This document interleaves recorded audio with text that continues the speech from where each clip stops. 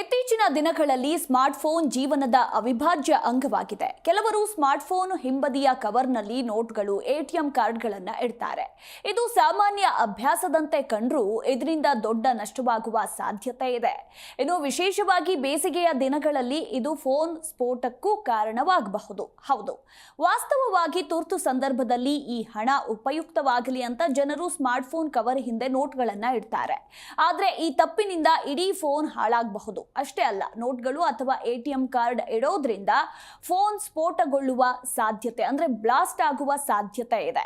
ಇನ್ನು ಫೋನ್ನ ಹಿಂಬದಿಯ ಕವರ್ನಲ್ಲಿ ಯಾವುದೇ ರೀತಿಯ ವಸ್ತುವನ್ನ ಇಡೋದ್ರಿಂದ ಹೆಚ್ಚುವರಿ ಪದರವನ್ನ ಸೃಷ್ಟಿಸುತ್ತದೆ. ಇದರಿಂದಾಗಿ ಫೋನ್ನ ಶಾಖವು ಹೊರಬರುವ ಬದಲು ಫೋನ್ನೊಳಗೆ ಉಳಿಯುತ್ತದೆ. ಕ್ರಮೇಣ ಈ ಶಾಖವು ತುಂಬಾ ಹೆಚ್ಚಾಗುತ್ತದೆ. ಫೋನ್ ಸರಿಯಾಗಿ ಕಾರ್ಯನಿರ್ವಹಿಸೋದನ್ನ ನಿಲ್ಲಿಸುತ್ತದೆ ಮತ್ತು ಅನೇಕ ಬಾರಿ ಸ್ಫೋಟಗೊಳ್ಳುತ್ತದೆ. ನೀವು ಸಹ ಫೋನ್ ಹಿಂಬದಿಯ ಕವರ್ನಲ್ಲಿ ಅಂತಹ ವಸ್ತುಗಳನ್ನ ಇಟ್ಟರೆ ತಕ್ಷಣವೇ ಅದನ್ನ ಈ ಕೂಡಲೇ ತೆಗೆದುಹಾಕಿ.